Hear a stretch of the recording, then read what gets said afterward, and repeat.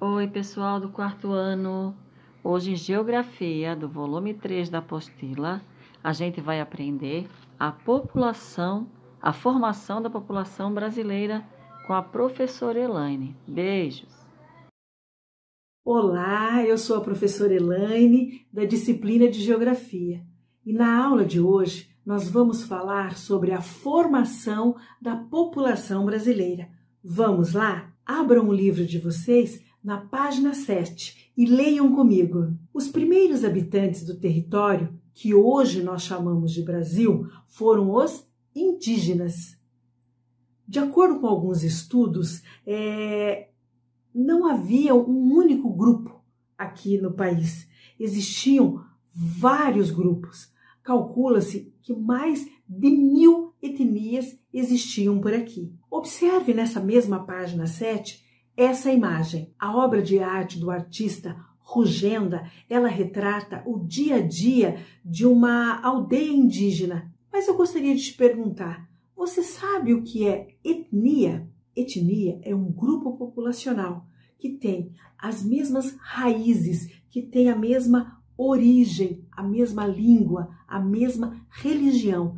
Esse grupo é chamado de etnia. Por exemplo, os italianos formam uma etnia, os poloneses, os portugueses, os indígenas. Existiam várias etnias dentro dos indígenas. Em 1492, um navegador genovês chamado Cristóvão Colombo navegava em direção às Índias. Ele queria chegar nas Índias e acabou chegando na América Central. E quando chegou aqui, para os nativos que ele encontrou, ele deu o nome de índio. E por isso que nós chamamos os indígenas, os nativos, os primeiros habitantes do Brasil, de índios. Eu vou falar para vocês agora um pouco do modo de vida dos primeiros habitantes do Brasil, os indígenas. Quando os portugueses chegaram aqui, no nosso país, no nosso território, eles encontraram milhares de indígenas. Eles eram organizados em grupos, em tribos, em aldeias. Trabalhavam de forma coletiva e também igualitária. Eram produtores de alimentos, viviam da caça, viviam da pesca. A maioria eram grupos assim seminômades, ou seja, eles se mudavam de aldeia, iam para outros lugares quando acabavam os recursos naturais ali, os recursos alimentares. Quando acabava a pesca, a caça, a agricultura, quando já não produzia mais, eles saíam daquela aldeia e iam para outras aldeias, outros lugares na realidade, né? As moradias desses indígenas, elas eram normalmente coletivas, chamadas de ocas, e variavam de tamanho, de acordo com o tamanho da tribo, com o grupo familiar. Essas aldeias, eles ficavam sempre em espaços onde aconteciam os rituais, as celebrações rituais que eles tinham, né? Normalmente essas celebrações, elas eram conduzidas pelo pajé e também os anciões. Os anciões eram as pessoas mais velhas da tribo. As tribos eram formadas por laço de parentesco e também por contatos com outras tribos.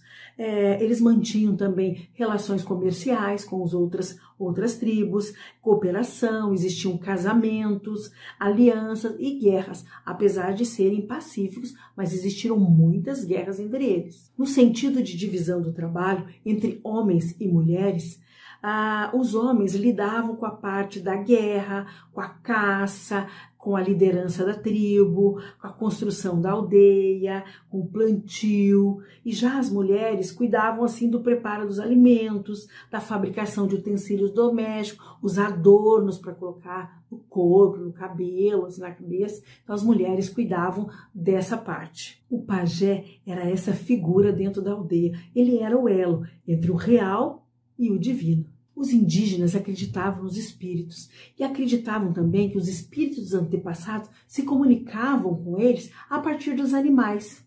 E a partir daí criaram-se várias lendas. Algumas delas nós conhecemos. Por exemplo, a do Saci Pererê, a do Boitatá, a lenda do Guaraná.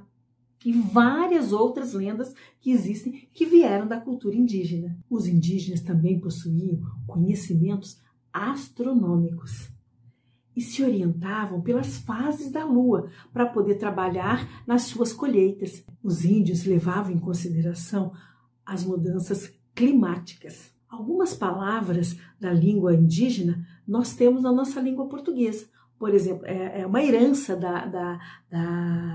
do indígena para a nossa língua portuguesa. Por exemplo, abacaxi, amendoim, capivara, arara, são algumas palavras que são de origem indígena. Os indígenas não possuíam sistema de escrita, mas algumas tribos, de algumas aldeias, eles utilizavam sinais e deixavam esses sinais gráficos assim, nas paredes dos lugares. Os indígenas não possuíam escrita, como eu falei, mas eles tinham uma grande diversidade artística, com destaque para a dança, tá?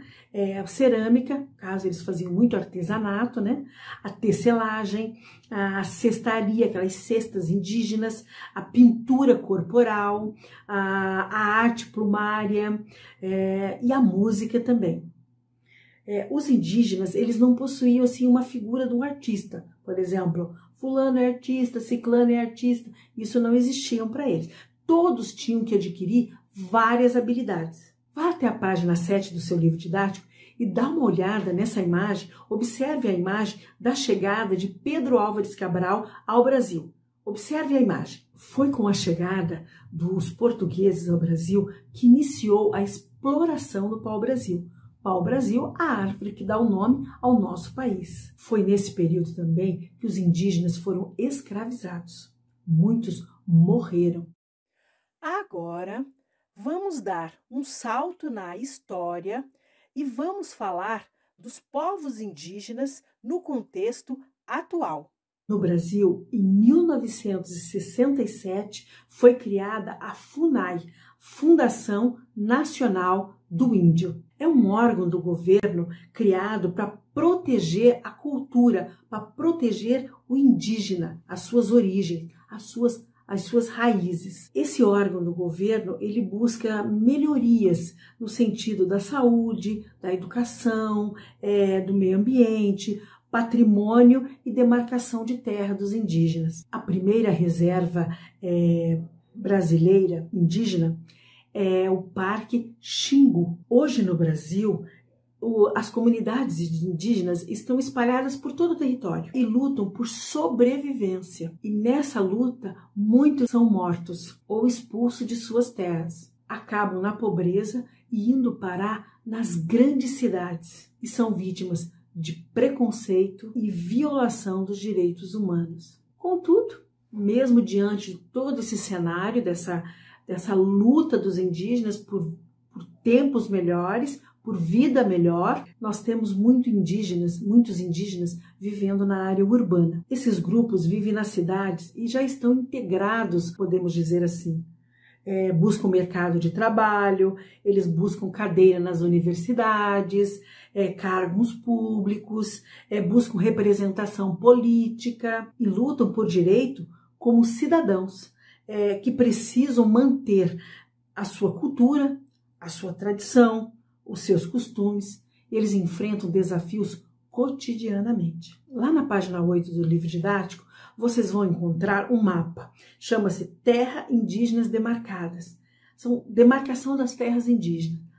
Leiam comigo.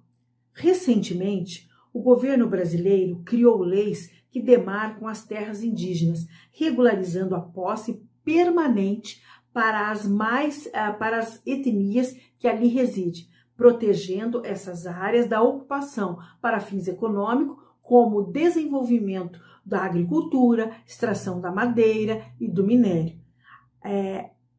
Observe que essas leis, elas ajudam na proteção do indígena, na proteção do espaço do indígena.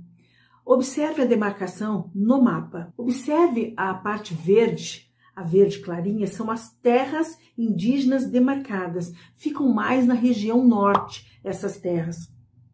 Tem na região sul, também tem no nordeste, na região sudeste, na região centro-oeste, Em todo o território brasileiro estão espalhadas essas terras demarcadas. Contudo, tem muita terra indígena que ainda está em processo de luta. A demarcação de terra indígena ajuda a proteger os costumes, as tradições e os direitos dos indígenas de viver nesse território que sempre foi deles. As duas figuras da página 8, elas trazem o dia a dia, atividades do dia a dia indígena. A produção da mandioca, da farinha de mandioca, em uma das figuras, e o outro, a pesca coletiva dos indígenas Iquipeng, ambas no estado do Mato Grosso. Vamos falar da população indígena atual? Em 2010, fazem já 10 anos, né? O Instituto Brasileiro de Geografia e Estatística, o IBGE,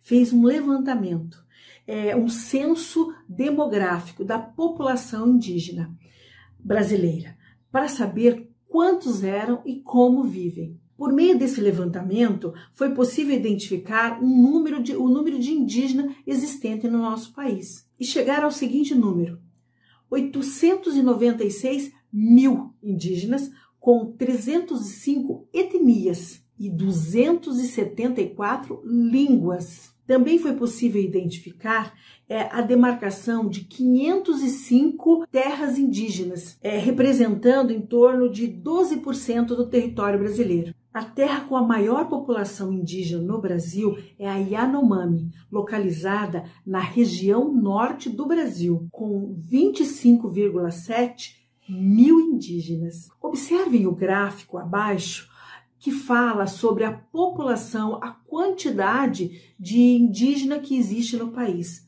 54% fica na região norte, 6% fica na região sudeste, tá? Na região nordeste, 11%, 19% fica na região centro-oeste e 10% na região sul. Agora que conhecemos um pouco dos primeiros habitantes brasileiros, vamos às atividades? Abram o livro de vocês na página 9 e página 10. E vamos lá!